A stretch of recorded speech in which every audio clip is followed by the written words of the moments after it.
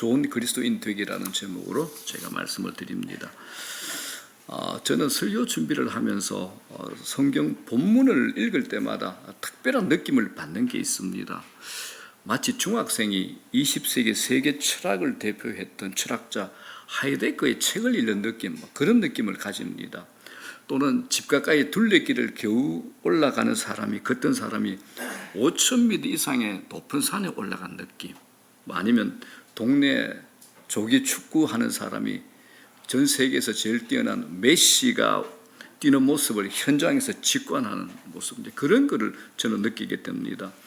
차원이 완전히 다른 세계로 들어왔다는 놀라움과 낯섦과 신비로움이 혼재된 느낌, 저는 성경을 읽을 땐 그렇습니다. 오늘도 저와 여러분들 이 말씀을 나누면서 이런 느낌의 실체가 무엇인지 여러분들 마음속에 전달이 되기를 간절히 소원하며 이 말씀 전합니다. 자, 12절에 오늘 읽었는데 하나님 말씀을 이렇게 정의합니다. 다 같이 한번 읽어볼까요? 시작. 하나님의 말씀은 살아있고 활력이 있어 좌우에 날선 어떤 검보다도 예리하여 혼과 영과 및 관절과 골수를 찔러 쪼개기까지 하며 또 마음의 생각과 뜻을 판단하나니라고 합니다. 이걸 성경이라고 그럽니다. 성경은 교훈이나 명언이 기록된 죽은 글자가 아닙니다. 성경은 살아있는 하나님의 말씀이다라고 합니다. 하나님 말씀은 살아있다. 여러분, 어떤 책이, 어떤 글이 살아있다라고 그럽니까? 그런 표현을 쓰는 건 없습니다. 성경만 유일합니다. 이런 전제하에서 이제 여러분들에게 드리고 싶은 말씀이 있습니다. 여러분, 이 말씀이 어떻게 받아들여지십니까? 좋은 그리스도인은 복음을 전하는 사람이다. 이 말씀이 어떻게 여러분 받아들여지십니까? 좋은 그리스도인이란 복음을 전하는 사람이다. 예수를 믿으면서 복음을 전하지 않는 사람은 두 종류가 있습니다. 하나는 복음에 대한 확신이 없다. 그죠? 예수 믿는다는 것을 아직 모르는 분이죠. 또 하나는 뭡니까? 복음을 전하는 것에 대한 두려움을 가진 사람입니다. 자, 그렇다면 복음이 뭐냐? 교회에서 복음 많이 듣잖아요. 영어로 굿뉴스, 좋은 소식인데 가장 쉬운 표현으로 이렇게 얘기합니다.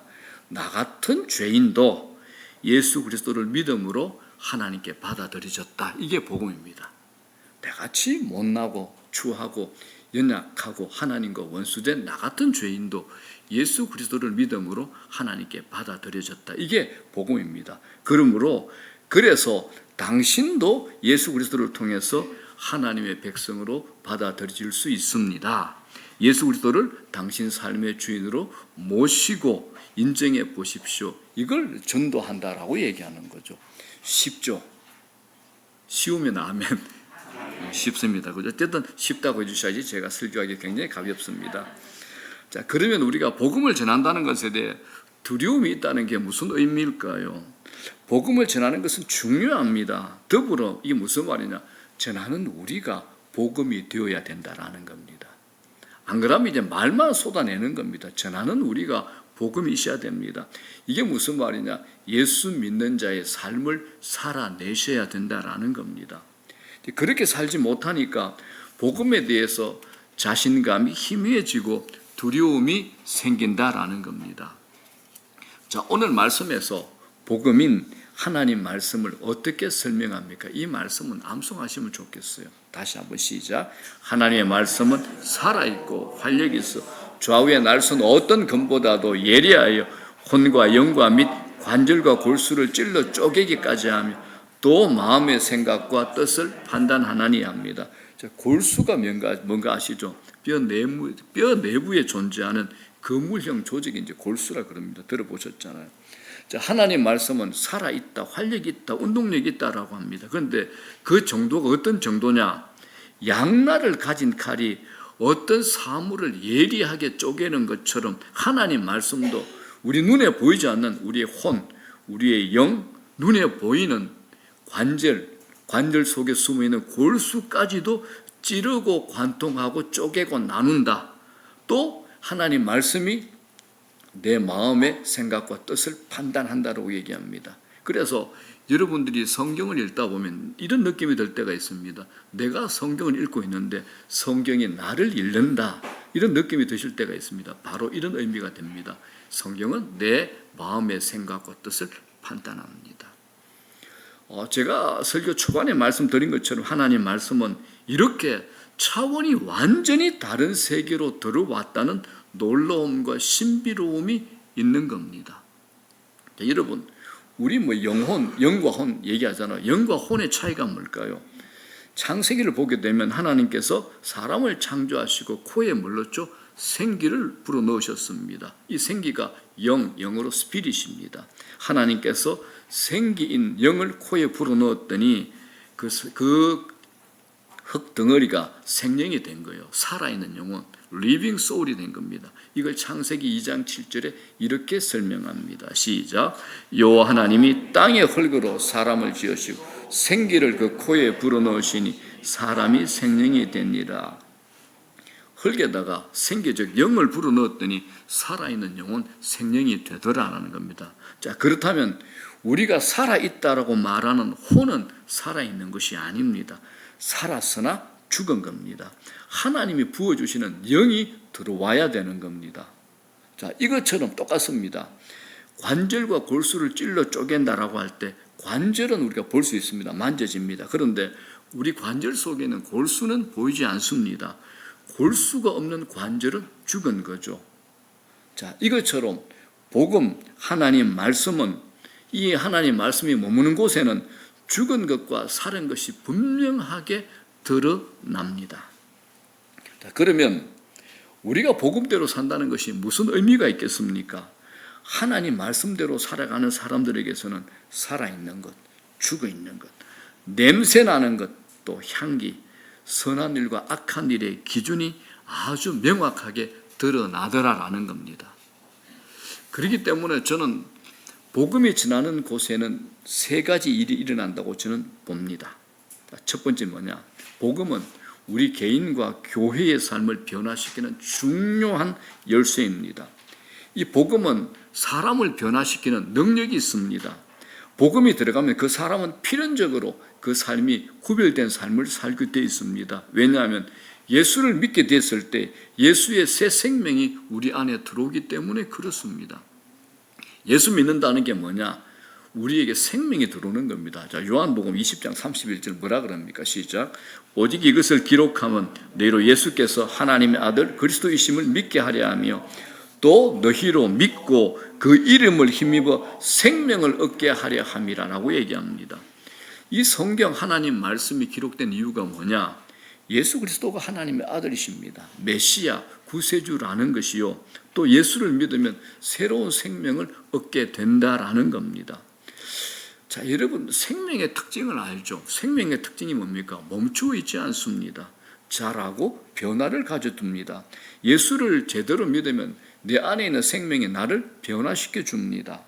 자, 이런 변화의 구체적인 목록에 이런 게 있습니다. 디모데후서 3장에 시작. 모든 성경은 하나님의 감동으로 된 것으로 교훈과 책망과 바르게 함과 의로 교육하기에 유익하니 이는 하나님의 사람으로 온전하게 하며 모든 선한 일을 행할 능력을 갖추게 하려 함이라라고 합니다. 이 하나님의 말씀 안에 세상을 창조하신 하나님의 교훈, 하나님의 책망, 우리를 바르게 함, 우리를 의로 교육하게 하는 것이 다 들어 있습니다. 이 말씀이 한 사람을, 한 인간을 온전하게 모든 선한 일을 행할 수 있는 능력을 갖추도록 만들어준다라는 겁니다. 요즘은요, 젊은이들만 동거하는 게 아니래요. 노년층에서도 동거가 유행이랍니다. 혼인신고도 안 하고 함께 사는 경우가 많죠. 자, 세상 풍조를 보면 서로 사랑하니까 같이 산다고 별로 대수롭지 않게 여기지만 성경을 기준으로 하나님께서 보실 때 이런 경우들 다 뭐라 그러나요? 간음 상태입니다. 이걸 간음이라 그러죠. 자, 우리가 이제 동물들이 짝짓기 하는 거 보잖아요. 동물의 왕국 TV에. 이걸 보고 뭐 간음을 했다, 순놈이 암놈한테 성폭행을 했다, 이렇게 표현하지 않습니다. 백상어 같은 바다 동물은 암컷과 강제적인 교미를 한답니다. 그런 걸 보고 뭐 수컷 백상어가 암컷 백상어에게 뭐 강간했다, 성폭행했다 이렇게 표현하지는 않습니다. 동물의 행동에는 인간에게 요구되는 도덕이 필요하지 않기 때문에 그렇습니다. 그러나 하나님의 형상을 따라 지어진 양심을 가진 사람은 기준이 완전히 다릅니다. 동물과는 건너뛸 수 없는 큰 간격이 있습니다. 그런데 지금 세상을 딱 쳐다보니까 여러분 어떻습니까? 세상 안에 있는 사람들에게 하나님의 형상이 다 무너져 있는 것 같습니다. 다 망가져 가는 것 같습니다. 사랑하는 여러분, 이 세상을 온전하게 회복시키고 사람의 양심을 선하게 변화시킬 수 있는 것은 어떤 교육이나 사회적 제도, 시스템으로 되지 않습니다. 우리의 근본과 본질을 변화시켜 줄 수 있는 것은 복음, 오직 복음밖에 없습니다. 여러분 마포대교 아시죠? 얼마 전까지 제가 마포대교를 걸어서 가다 보면 이런 편말이 붙어 있어요. 나쁜 생각하지 마세요. 속상해하지 마세요. 이런 글들이 있었습니다. 왜요? 자살하는 사람 때문이겠죠. 지금은 그런 편말은 없어졌습니다. 여러분 마음은 비우는 것 아닙니다. 이제 불교는 이제 마음을 비우라 그러죠. 마음은 비우는 거 아닙니다. 마음은 채우는 겁니다. 여러분들께서 복음을 통해서 찬송과 말씀으로 마음을 채우면 하루 종일 그것이 자기 인생을 지배합니다. 찬송은 청량음료 같죠. 빠른 시간에 내 마음에 나쁜 공기를 바꾸어 줍니다. 금방 채워지고 금방 시원해집니다. 하나님 말씀은요, 기둥입니다. 기둥은 특징이 있죠. 세워지는 겁니다. 말씀이 들어가면 세워집니다. 일어납니다. 빈 포대기 세우기 어렵습니다. 그런데 채우면 세워집니다. 말씀이 들어가면 무조건 서게 되어 있습니다. 말씀이 내 마음을 선점하게 되면 어떤 나쁜 상황과 자극도 말씀으로 풀어내게 되어 있습니다. 하나님께서 우리를 높은 수준으로 이끄실 때 명령의 형태로 말씀하십니다. 우리에게 야, 손 목사는 해볼래? 하면 좋을 거야. 이렇게 말씀하지 않습니다. 왜 명령하시냐? 논리로는 이해하지 못하기 때문에 그렇습니다. 여러분 하나님 말씀은 명령으로 받아들이십시오. 명령으로. 그러면 무조건 이기게 되어 있습니다. 마귀가 할 게 없어지는 겁니다. 우리 가정, 우리 아이들, 우리 온 가족이 세상 속에서 온전한 사람으로 최상의 삶을 살아가도록 하는 최고의 방법이 뭐냐? 예수를 주인으로 모시는 겁니다. 하나님 말씀을 기준 삼아 사는 겁니다. 예수를 믿기 시작할 때 하나님 말씀이 내 안에서 하나님 말씀으로 일하기 시작합니다. 하나님 말씀이 우리를 변화시킵니다. 그 변화의 삶을 살 수 있도록 능력도 우리에게 주십니다. 여러분 이 말씀 꼭 기억하십시오. 하나님 말씀의 능력은 말씀으로 우리를 변화시킬 때 변화의 삶을 살 수 있는 능력도 우리에게 주신다라는 겁니다.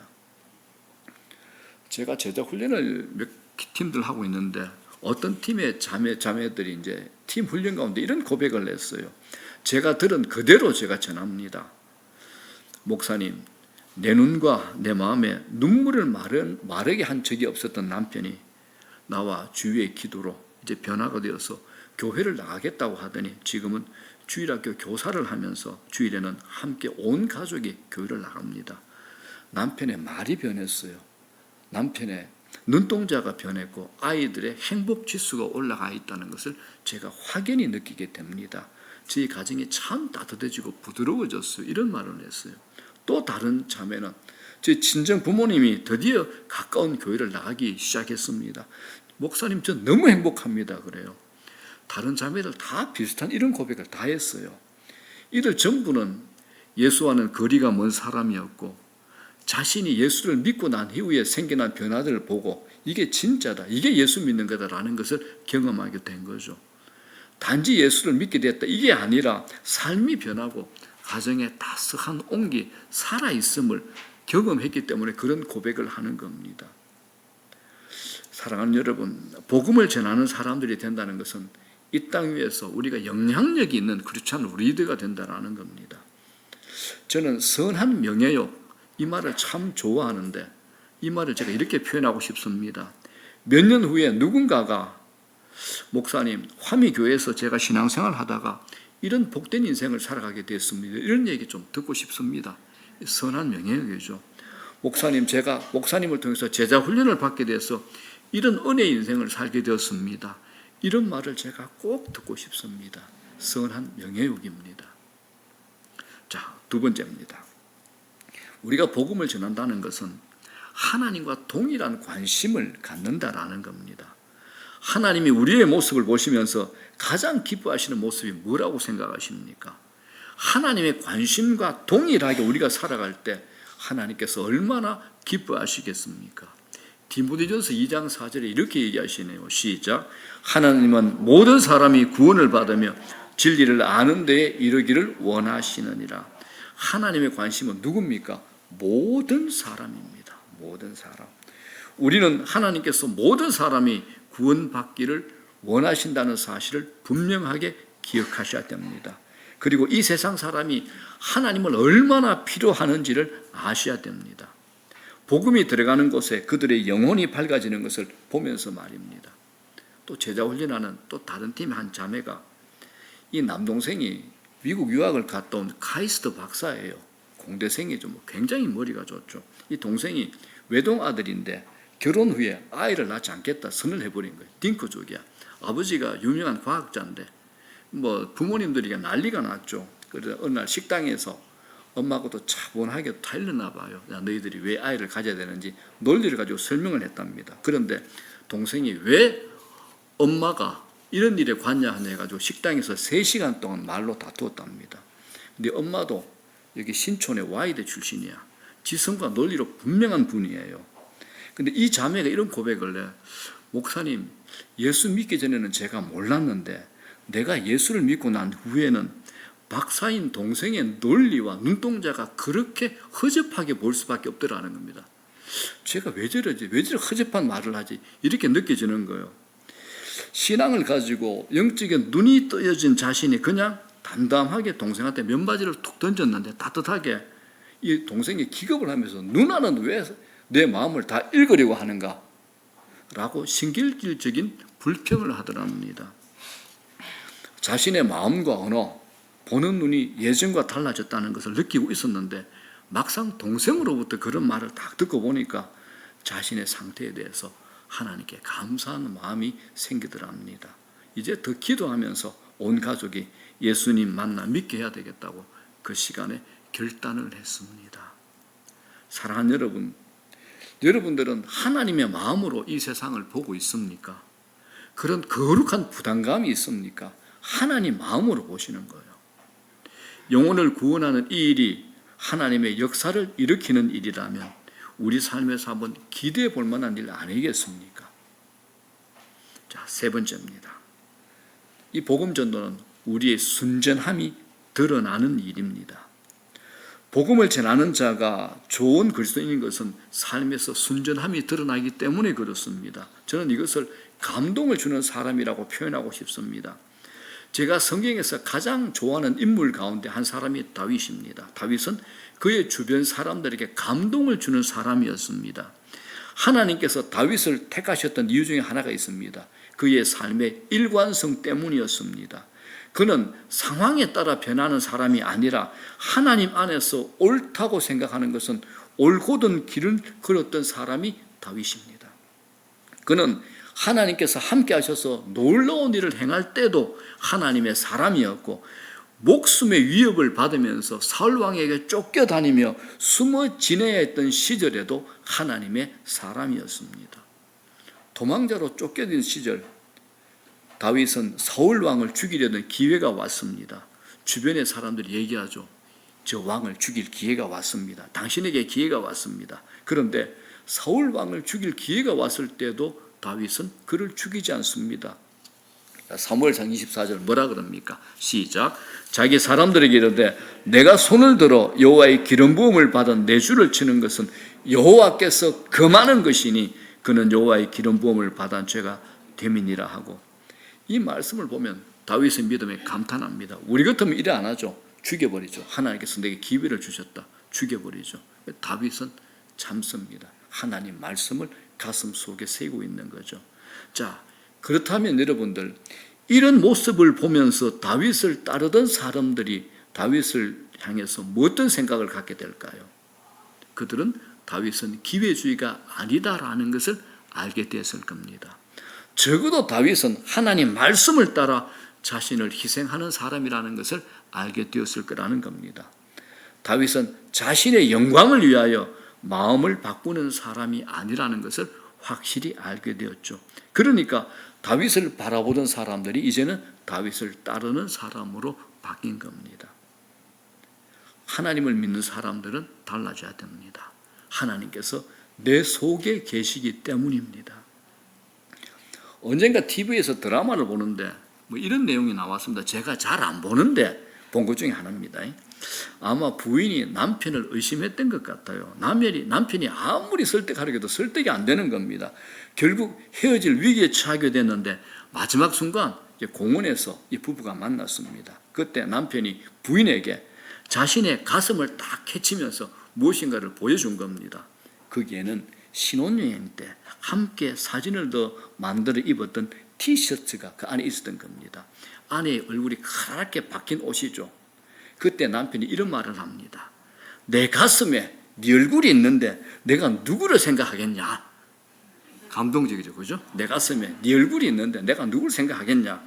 결국 이 말에 이 여인이 감동하게 되었고 가정이 회복되었습니다. 그렇습니다, 여러분들. 우리 가슴 속에 예수 그리스도의 복음이 있다면 우리가 한눈 팔 수 있겠습니까? 여러분 가슴 속에 예수 그리스도의 복음이 있습니까? 그렇다면 한눈 팔 수 있겠습니까? 그리스도를 가슴에 품고 살아가는 사람이야말로 그리스도의 인격으로 살아가는 사람 아니겠습니까? 우리가 가지는 복음 전도가 바로 그런 겁니다. 우리가 그리스도를 마음에 품고 살아가기 때문에 세상 사람이 우리를 인정하는 겁니다. 우리가 그리스도인인 것은 여러분 이 교회에서 드러나는 것이 아니라 세상 한가운데 세상의 삶에서 나는 그리스도인이다. 이것이 드러나셔야 되는 겁니다. 많은 크리스찬들이 동네에서 복음 전하는 것에 대해서 굉장히 꺼려합니다. 왜냐하면 자신이 그리스도인인 것이 드러나면 불편한 겁니다. 운동하러 갔어도 자신이 그리스도인인 것을 드러내지 않는 것을 제가 보게 됩니다. 대부분의 시간을 보내는 직장에서조차도 자기 신앙을 이순신 장군 충무공화시키는 사람도 있습니다. 내가 예수 믿는 것을 아무에게도 알리지 말라. 이제 그리스도인인 것이 드러나면 불편한 게죠. 그런데 사도행전 2장을 보게 되면 초대교회 사람들이 매일 모여서 기도하고 찬송할 때 백성의 칭송을 받았다고 말합니다. 그 백성이 누굽니까? 아직 하나님을 모르는 사람들입니다. 그때 하나님께서 예루살렘 교회에 구원받는 자들의 수를 더하셨다라고 성경은 우리에게 증명합니다. 여러분 불신자들 사이에서도 우리의 순전함이 드러나야 됩니다. 예수 믿는 자들의 순전함이 드러나야 됩니다. 깨끗함, 정결함, 정직함이 불신자들 가운데서 우리가 드러나야 되는 겁니다. 그리스도를 가슴에 품고 살기 때문에 세상에 감동을 줄 만한 일들을 우리가 행해야 되는 겁니다. 이걸 저는 준비된 복음이라고 말하고 싶습니다. 자, 베드로전서 3장 15절입니다. 다 같이 읽겠습니다. 시작. 너희 마음에 그리스도를 주로 삼아 거룩하게 하고 너희 속에 있는 소망에 관한 이유를 묻는 자에게는 대답할 것을 항상 준비하되 온유와 두려움으로 하고. 사람들이 우리를 보면서 묻죠. 네 삶의 소망의 이유가 뭐냐고 물을 때 준비된 복음이 우리 속에 있어야 되는 겁니다. 세계사에서 우리 세계 역사 가운데서 하나의 기적으로 해석되는 것이 있습니다. 유럽의 기독교 팽창입니다. 예수님이 이 땅에 오신 후부터 2000년 전부터 로마의 콘스탄틴 황제까지 AD 300년까지 팔레스타인 구석에 12명의 제자 그리고 바울과 그의 동료들로 시작한 복음 전도의 자그마한 운동이 유럽을 끌고 가버린 거죠. 유럽을 장악한 거죠. 팔레스타인 땅에 12명의 그 촌뜨기들을 통해서 300년이 지나서 유럽을 휩쓸어버린 겁니다. 성경에서 그 캐리그마, 이게 설교라는 말이 여러 번 나오는데 이게 케룩스에서 나온 단어입니다. 케룩스가 무슨 말이냐? 정부의 뉴스 전령관입니다. 자, 케룩스가 북을 치면 사람들이 다 모입니다. 왜냐하면 그 사람은 꼭 전해야 될 중대 뉴스를 전하는 사람이기 때문에 그렇습니다. 초대 교회가 이런 기적적인 성장을 이룬 것도 신도 전원이 케룩스가 되었기 때문에 그렇습니다. 그 당시 크리스찬은요, 일주일에 한 번 성전에 오는 사람은 아니었습니다. 신자 전원이 자기의 일터, 동네, 여행길까지 그리스도의 증인으로 케룩스가 되어 복음을 전하는 사람들이 되었기 때문에 초대교회가 이런 부흥을 할 수 있었던 겁니다. 사랑하는 여러분, 우리 모두는 케룩스입니다. 우리 모두는 사람 낚는 어부인 겁니다. 예수님께서 처음 제자를 부르신 후에 제자 삼은 목적을 분명히 이렇게 말씀하셨죠. 마태복음 4장에 뭐라 그럽니까? 갈릴리 해변에 다니시다가 두 형제 곧 베드로라는 시몬과 그 형제 안드레가 바다에 그물 던지는 것을 보시니 그들은 어부라 말씀하시되 나를 따라오라. 내가 너희를 뭐뇨? 사람을 낚는 어부가 되게 하리라 하시니, 사람을 낚는 어부입니다. 제자로 부름받은 우리의 사명은 사람 낚는 어부인 겁니다. 그럼 여러분, 이 세상은 뭘까요? 이 세상은 복음을 전할 수 있는 황금어장입니다. 우리는 사람 낚는 어부, 이 세상은 황금어장이 되는 겁니다. 자, 사랑하는 여러분, 저를 다 한번 쳐다보시면 좋겠습니다. 하필 이 추운 날 독감 환자가 많아가지고 오늘 빈자리가 있는데 제가 꼭 하고 싶은 얘기예요. 2024년 우리 화미교회가 전도와 선교적 사명을 가지고 황금의장인 이 세상으로 들어가 사람 낚는 어부의 이 사명을 영광스럽게 감당하는 이 한 해가 되기를 저는 간절히 소원합니다. 복음을 전해야 될 사람 여러분들 가슴에 품어주십시오. 도무지 생각이 안 난다면 주님께 한번 물어보십시오. 주님, 제가 누구에게 복음을 전해야 될까요? 누구를 살려야 될까요? 라고 기도해 보십시오. 그 이름을 들고 자신이 기도하고 교회가 함께 기도하는 겁니다. 그리고 제가 1월 첫째 주일에 여러분들로부터 그 명단을 다들 좀 받을 생각입니다. 안 받으면 구체화되지 않습니다. 미안합니다. 내가 이런 짓 잘 안 하는데 이제 좀 해야 되겠습니다. 명단 줘 주셔야 됩니다. 지금부터 3주 정도는 여러분들이 기도하십시오.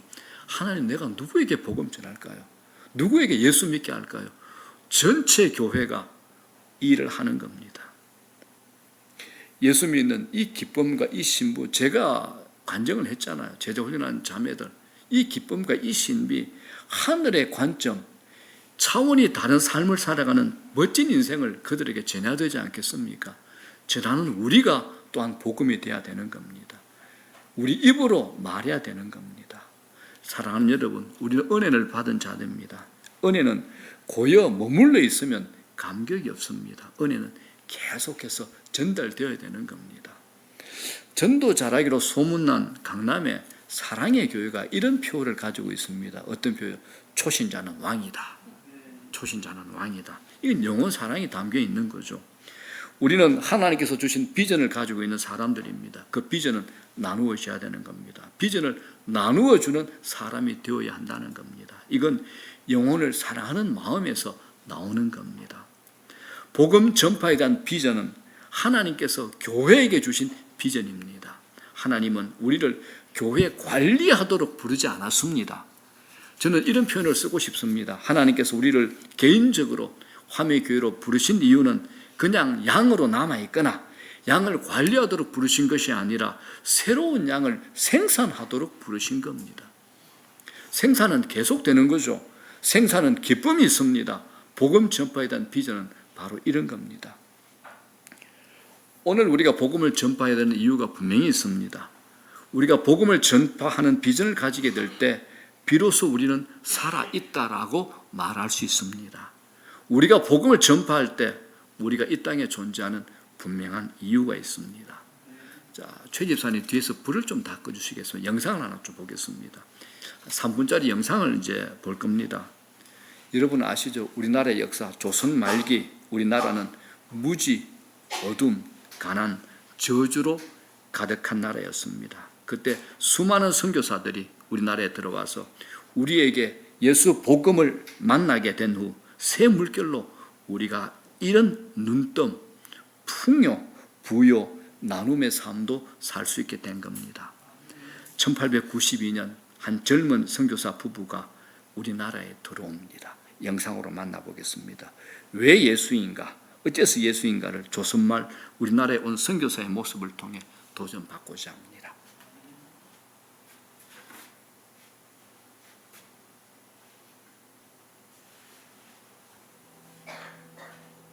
소리.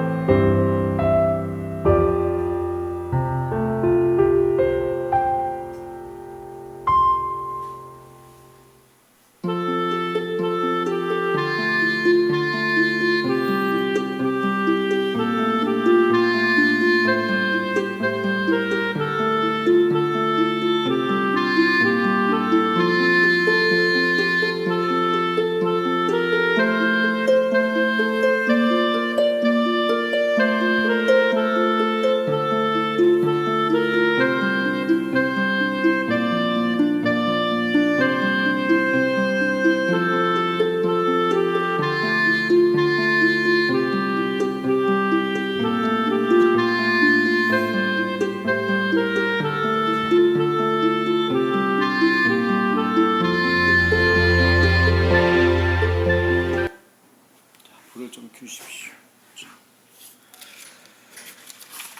제가 이 말씀은 꼭 전하고 싶습니다. 영상실, 오케이. 전도의 실패는 없습니다. 안 하는 게 실패입니다. 멋진데 여러분들 감동을 안 하시네. 다 같이 합니다. 전도의 실패는 없습니다. 안 하는 게 실패입니다. 다시 한번요. 다 같이 시작.